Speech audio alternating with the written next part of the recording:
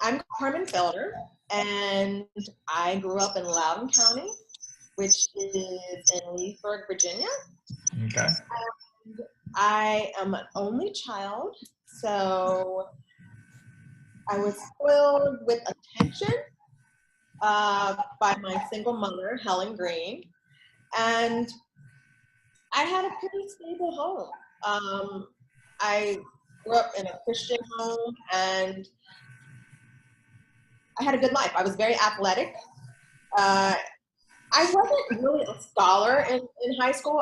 I'm very smart, but it was like school was boring. Yeah. So I was just there. I really wasn't like, oh, excited to go to school. Who really is? Some people are. But I was kind of just, it was just something I had to do to get to the next stage in life. So. Okay, so the next stage, when you were younger, what did you want to be when you grew up? So I am one of those people that knew what I wanted to be when I was very young. Okay. So I told my mom, and my mom has a story. I told my mom, I want to be a businesswoman and a model. Okay. And back then, which is not that far ago, magazines were the rage. And I would read all these magazines.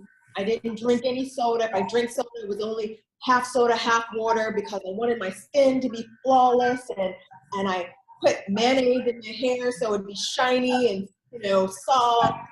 And so I wanted to be a model, and I looked up to strong women, and I wanted to be a businesswoman. So at a young age, I said, Mom, I didn't know what business, but I said, I want to be a businesswoman and I want to be a model.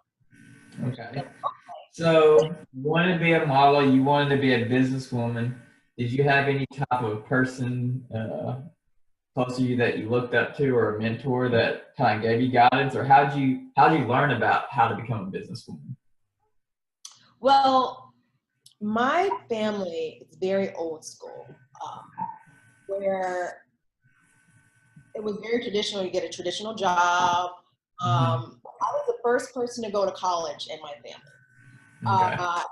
So that was a huge thing.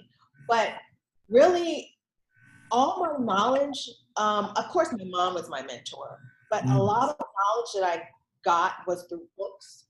Okay. And I was a people watcher. Yeah. And I don't want to go down the path that person went. I would never say it to them, but I'm like, Yeah. I want to do this, or I wouldn't do that. And so I would learn from other people. Okay. And at that point, I didn't want to just be traditional or mediocre.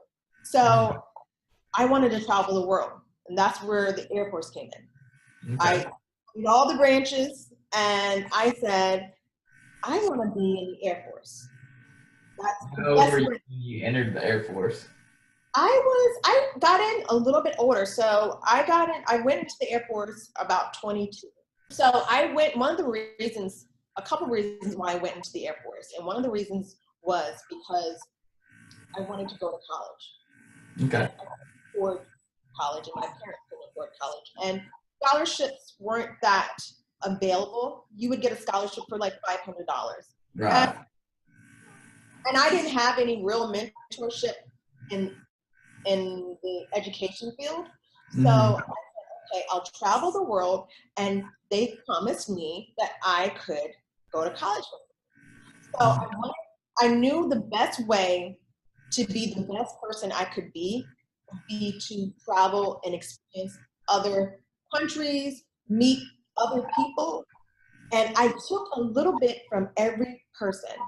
I took a bit from this person, a little bit from that person. And my personality, my education, who Carmen Felder is based on little pieces of everybody that I've met, good and bad. So that's why I said, okay, I want to go in the Air Force. Okay. So what qualities did you think you gained from joining the Air Force, or what did you learn that carried over into your business? Well, what I did learn is loyalty, structure, integrity is very important. And being able to talk to any person, no matter who it is. So if I meet the president, I'm going to be the same Carmen that I am. And people respect me for that. If I meet someone on the street, I'm going to always be the same person that I am. And with the Air Force or any military, there's rank structures, and you have to respect each rank. And I learned that you respect that rank because they've been in for years. They've done their time, and they serve their country. And that was another reason that I wanted to join the Air Force, because I wanted to serve my country, and I wanted to make my family proud and be able to help others. And so when I went through the Air Force, I met good people and bad people in the Air Force. And how I can bring that to my business is I'm good at reading people. And I can sit down with someone and I can tell, eye contact is number one, but I can tell if you're a good person or you're bad. Right. Good. So how long were you in the Air Force? I was in the Air Force about 7 years. Okay. So when you left the Air Force, you were how old? I was probably like 29. Okay, so 29. You leave the Air Force. What is your next step? My next step, I worked in an office. I was working as an office manager at a plastic surgery office. And then after that, I worked for the government. I was always almost gazing out the window.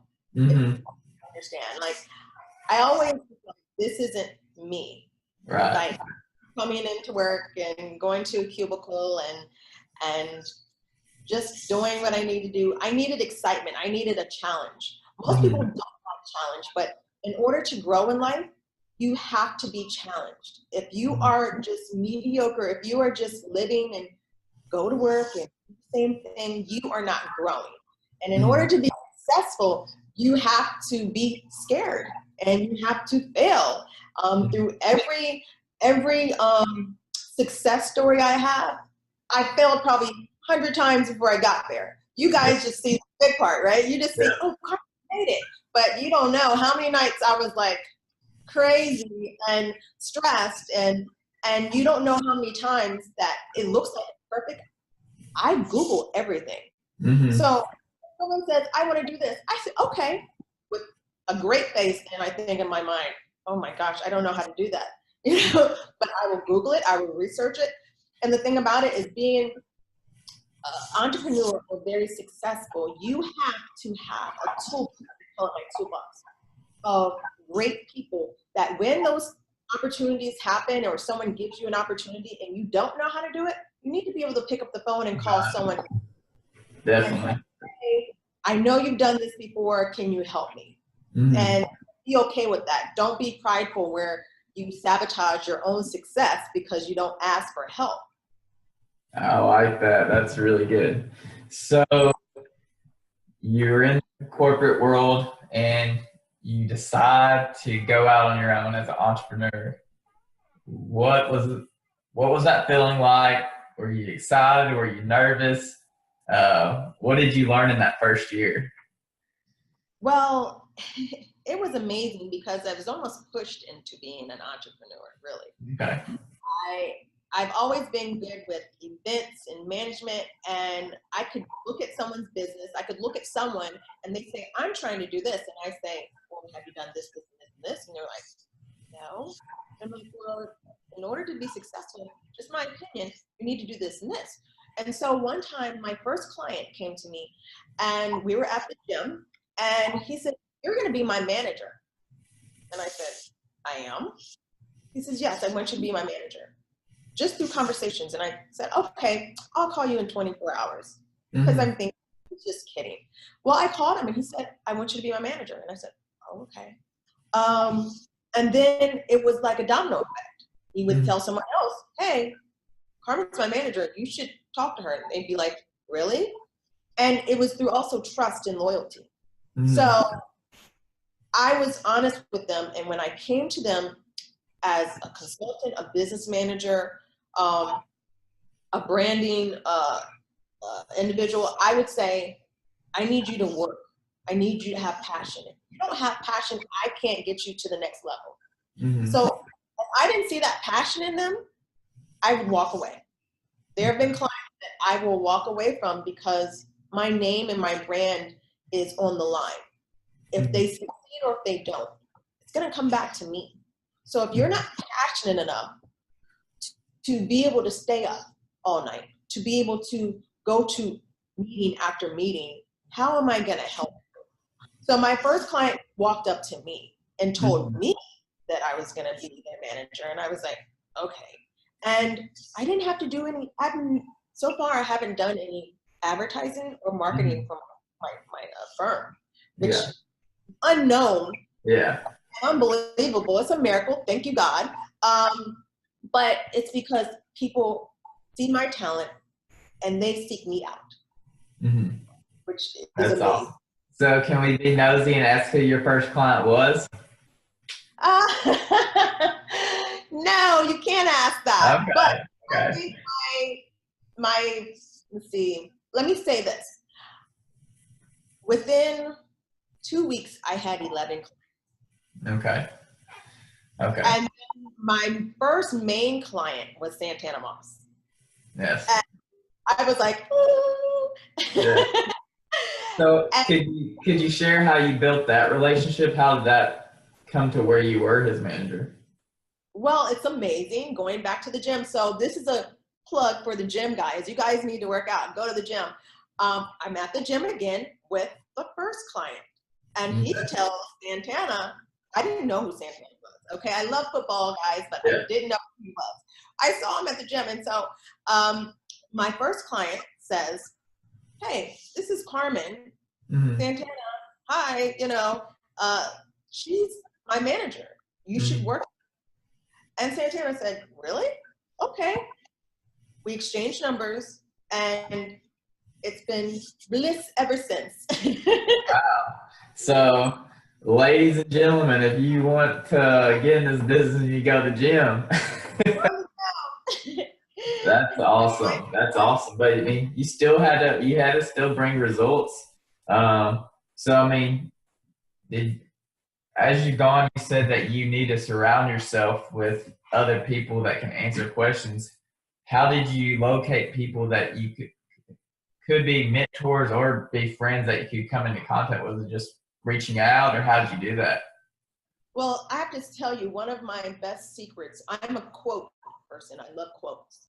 Okay. And I feel like a quote can explain a situation so beautifully in a few words or a few sentences. So a lot of my mentors are not alive.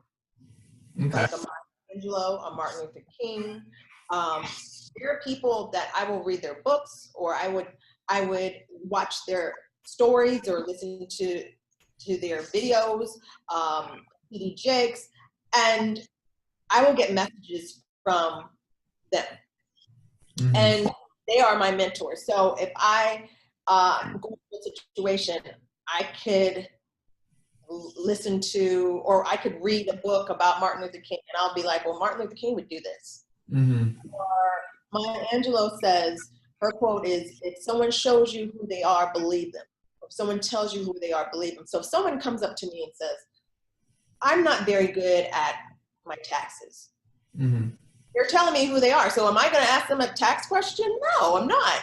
So, so a lot of my mentors are deceased. Other mentors, I have no problem seeing someone successful and saying, I really like you. Can we go to lunch? Right. Pick your brain. Can you teach me what you're doing? That's one of the problems in society is people get prideful and they want to act like life is perfect, and they will not ask for help. And I have no problem saying, I don't know how to do this, or I need your advice. And I will tell them the situation. And the second thing, you have to be honest. Tell them the whole situation. Don't tell the good part. Tell the whole situation. This is what happened. And what do you think I can do? Or what advice can you give me? And most people feel very like proud that you think that they are doing a great job, and they will give you the advice and offer them something. Say, hey, let's go to lunch. Hey, I'll give you some coffee. Let's go to get some coffee. And can you just help me figure this issue out? Or can you give me your advice for this business? So I have run into people who I'm amazed by their work. I'm amazed by their personality. And I will then just ask them. Okay.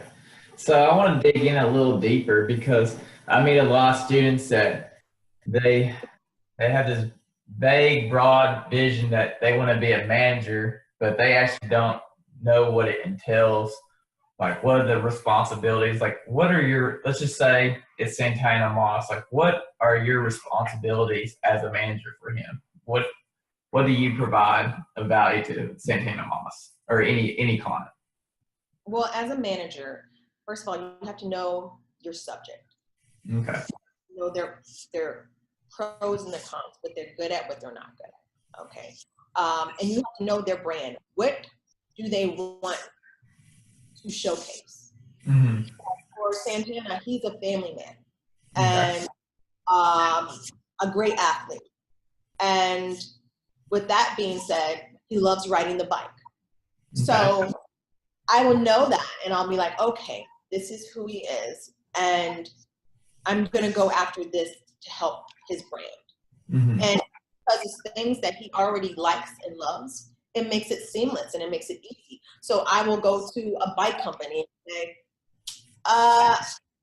why don't you have Santana be your brand ambassador, or do a commercial, or do something like that. And it's easy for him because he likes riding the bike.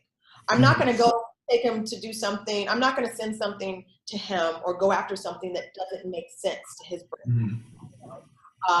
If he's not a coffee drinker, I'm not going to go to Starbucks and say, let's do a commercial with Starbucks. I'm going to pick something that he likes. So you have to know your client. You have to know their brand. With some clients, it's easier. I have clients who are celebrities, and I have clients who are beginners. There are certain clients you're going to have to take them step by step. I give homework. Those type of clients, I give homework. Okay, do you have a website? Are you on social media? Do you have is your attire presentable? Do you have the right clothes to go to this?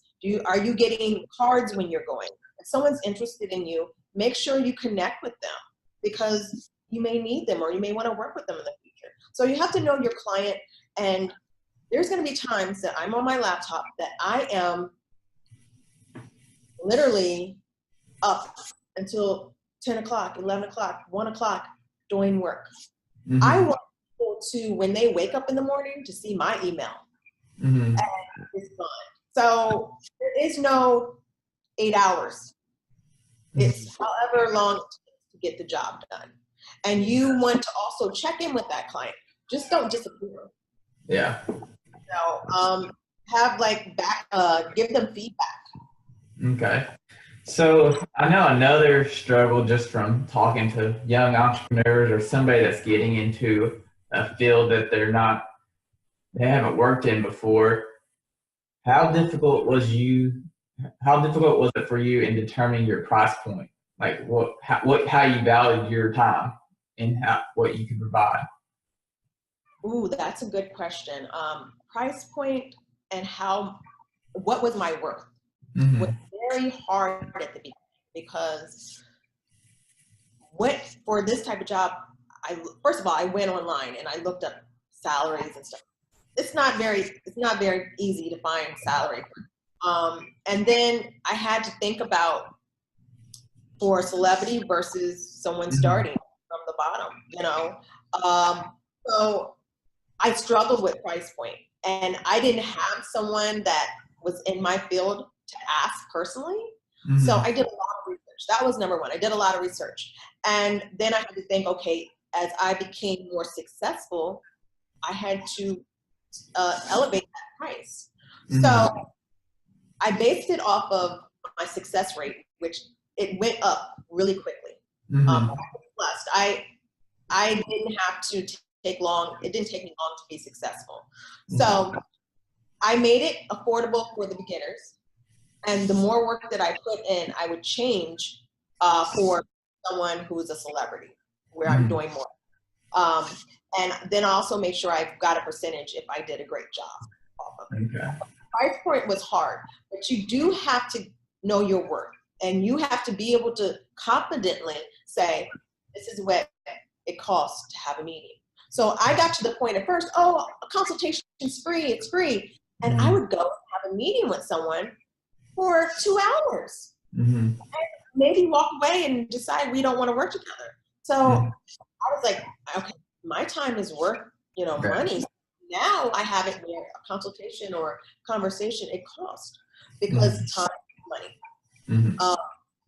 And everyone is okay with that. So you have to be able to tell someone confidently, this is my price, because if not, they can tell in your voice and your mental that, can you give me like $5? Are you asking me or are you telling me? Yeah. So with your current business, is it a one-stop shop? Are you the only person with this business, or do you have people that work for you? Currently, it's just me. Okay. And that's another struggle that when you have a business, is hiring someone and teaching them. But above all, teaching them with your clients. So people are used to working with me. I come to it. So you have to now give your baby away and say, okay, assistant or coworker, now I know I trust you confidently to go and represent my brand and my company. So at this point, I have to hire some people because I'm growing. And that's another reason why I haven't put much into marketing, because I don't want to bring on too many clients, because I want to give them 120%. And if I get spread thin, I won't be able to do that. So that's really hard. I mean, I think when you're hiring someone, you have to make sure they're confident, and they're going to represent your brand. So we've talked about a lot of great things. Is there any final thoughts, any wisdom that you have gained in your career, whether it's in the Navy, it's in your business, or just in life in general, that as a high school student, you might not realize, but if they knew that right now and they started taking action, that can really benefit them in pursuing a career similar to yours? Well, what I would say is time is going to pass anyway. So when someone says you're going to be in college for 8 years, the 8 years is going to pass regardless if you're in college or not. So never look at something like, oh my goodness, I have to go to college for 4 years, or I have to go to college for 8 years. Those years are going to pass regardless. So do things every day that is going to make you successful, make you a happy person, and make a difference in other people's lives. Don't always think of yourself. Everything that you do for yourself is good, but give back to others. What you have to also always think 5 steps ahead. So one thing I did not think about as I became successful was the haters or the envy that I would get. I didn't read that book. No one really talked about it. And it needs to be talked about. For every new level, there's a new devil. And as you become more successful, more eyes are on you. And it can become a lonely place. And so when you become more successful and you make more money, there's more problems. So be prepared for that. Have a support system. Use the tools that you've used as you've been growing up when problems arise.